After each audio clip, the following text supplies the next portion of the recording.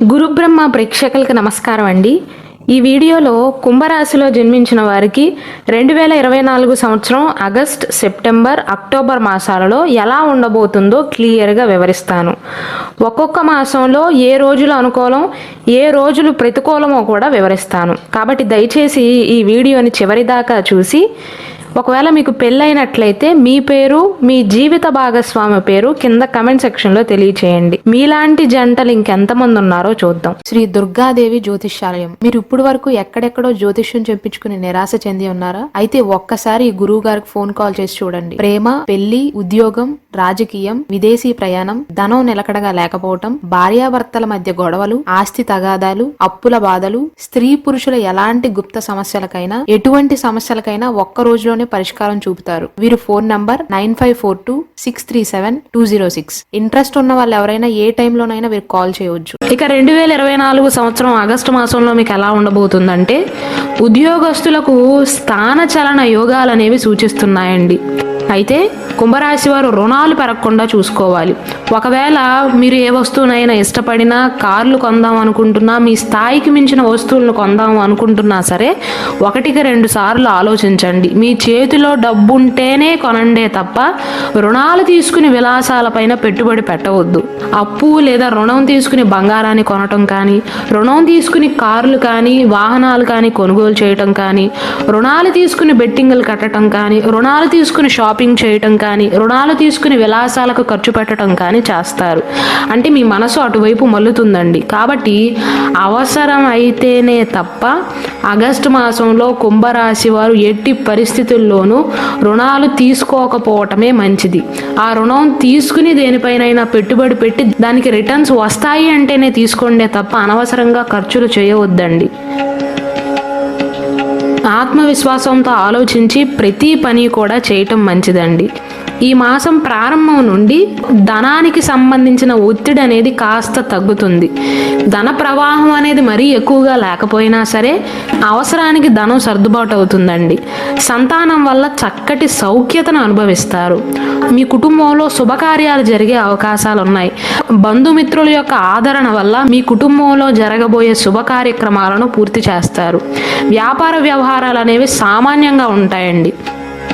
Business అనేది అంతంత మాత్రంగా నడుస్తుంది. ఆదాయం అయితే పెరుగుతుంది.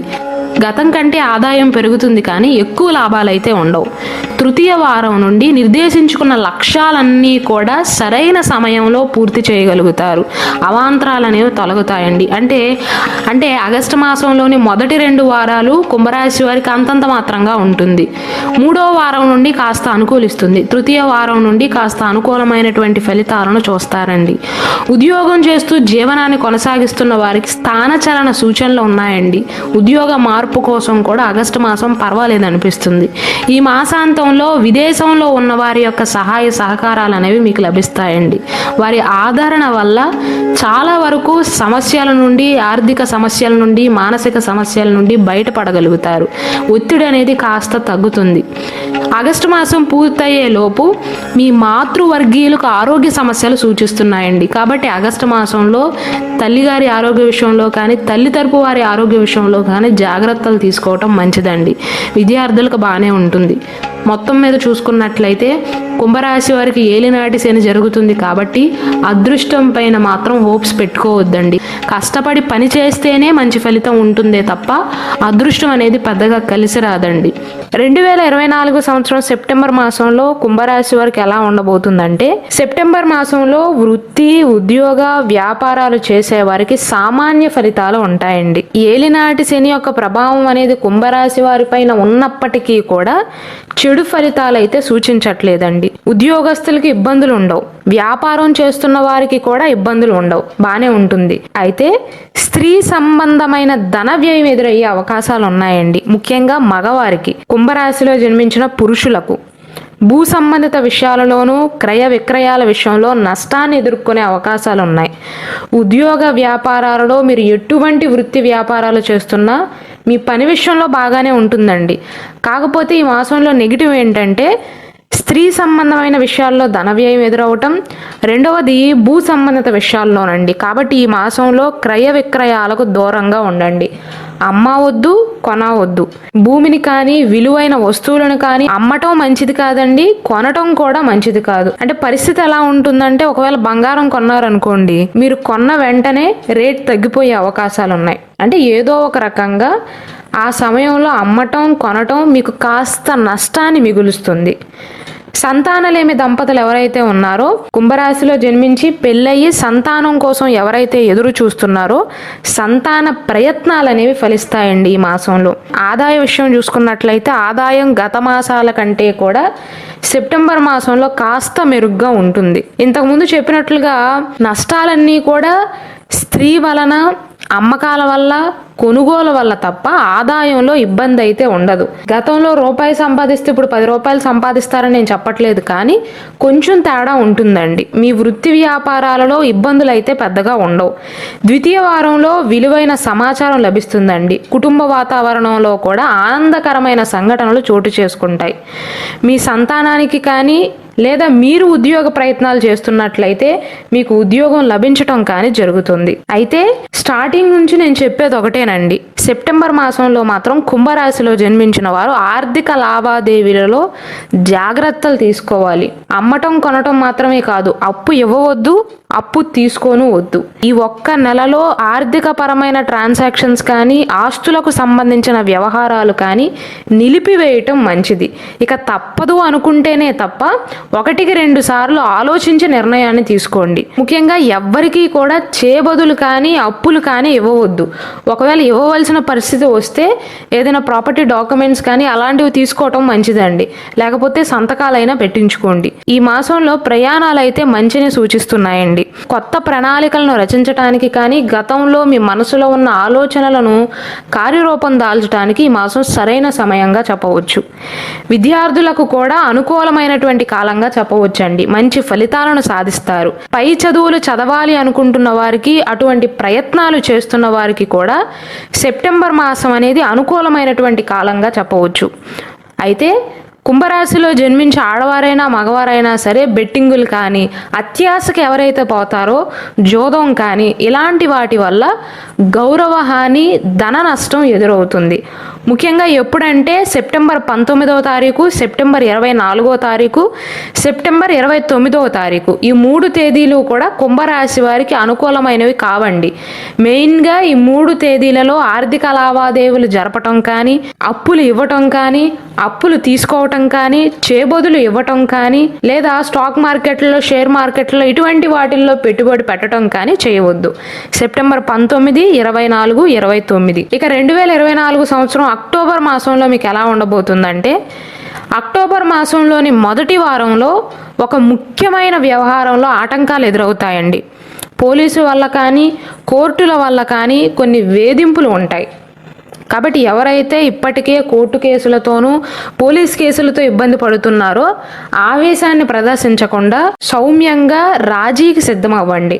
గతం నుండి ఇటువంటి వ్యవహారాలలో చిక్కుకున్న వారికి మాత్రం మానసిక ఆందోళన అనేది ఎక్కువ అవుతుంది. ఈ అక్టోబర్ మాసంలో ధనాదాయం అనేది సామాన్యంగా ఉంటుందండి. మెయిన్గా ఈ కుంభరాశి వారికి చెడు ఫలితాలు అనేవి ఎప్పుడు గోచరిస్తున్నాయంటే, మెయిన్గా ఆదాయ పరంగా కాకుండా మానసికంగా ఇబ్బంది పడతారండి. అక్టోబర్ 1వ తారీఖు నుండి అక్టోబర్ 11వ తారీఖు వరకు ఈ సమయంలో ఏదో ఒక గొడవలయ్యే అవకాశాలు ఉన్నాయి. మగవారైతే రాజకీయానికి సంబంధించిన విషయాలలో వేలు పెట్టకపోవటమే మంచిదండి. ఎందుకంటే దారికి పోయే దరిద్రాన్ని పూసుకున్నట్లుగా అవుతుంది. 12వ తారీఖు తర్వాత నుండి వృత్తి వ్యాపారాలలో అభివృద్ధిని చూస్తారు. అయితే కుంభరాశిలో జన్మించిన ఆడవారైనా మగవారైనా సరే కాంట్రోవర్షియల్ టాపిక్స్లో మాత్రం ఇన్వాల్వ్ అవ్వవద్దు. పాలిటిక్స్ కానీ ఎటువంటి వాటిల్లోనైనా. దీనివల్ల మనకి నష్టం జరుగుతుంది అనుకుంటే, దీనివల్ల కోర్టు కేసుల్లో చిక్కుకుంటాం అనుకుంటే, అలాంటి వాటిల్లో దేంట్లో కూడా వేలు పెట్టకపోవటమే మంచిదండి. అక్టోబర్ 1 నుండి 11వ తారీఖు లోపు. 12వ తారీఖు తర్వాత నుండి మళ్ళీ బాగానే ఉంటుంది. అక్టోబర్ 19, 20 తేదీల్లో యంత్ర సంబంధమైన సమస్యలు వస్తాయి. బైక్ చెడిపోవటం కానీ లేదా మెషినరీ పాడవటం కానీ వాటిని రిపేర్ చేయించడానికి డబ్బులు ఖర్చు అవటం కానీ జరుగుతుంది. అక్టోబర్ 22వ తారీఖు తర్వాత నుండి సమస్యల తీవ్రత అనేది తగ్గుతుందండి. ఉద్యోగ జీవితం అనేది సామాన్యంగా ఉంటుంది. ఉద్యోగ ప్రయత్నాలు చేస్తున్న వారికి కష్టం మీద ఉద్యోగం వచ్చే అవకాశాలు ఉన్నాయి, కావున గట్టిగా ప్రయత్నించండి. ఏలినాటి శని సమయంలో మాత్రం కుంభరాశి వారు అదృష్టాన్ని నమ్ముకోవద్దండి. నేను ఇంతకుముందు వీడియోస్లో కూడా ఇదే ప్రస్తావించాను. అదృష్టాన్ని మాత్రం నమ్ముకోవద్దు, కష్టాన్ని నమ్ముకోండి. కొంచెం ఆలస్యం అయినా సరే కొద్దిగా ఓర్పు పట్టండి. కుంభరాశిలో పుట్టిన స్త్రీలైనా పురుషులైనా సరే అనవసరమైన విషయాల్లో మాత్రం వేలు పెట్టడం అస్సలే మంచిది కాదు. మీకు మంచిది కాదు, మీ కుటుంబానికి కూడా మంచిది కాదు.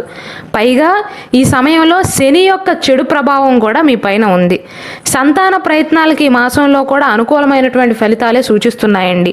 అక్టోబర్ 12వ తారీఖు తర్వాత 19, 20వ తారీఖులు మినహా భూమి స్థిరాస్తుల యొక్క కొనుగోలు చేయవచ్చు, అనుకూలంగానే ఉంటుందండి.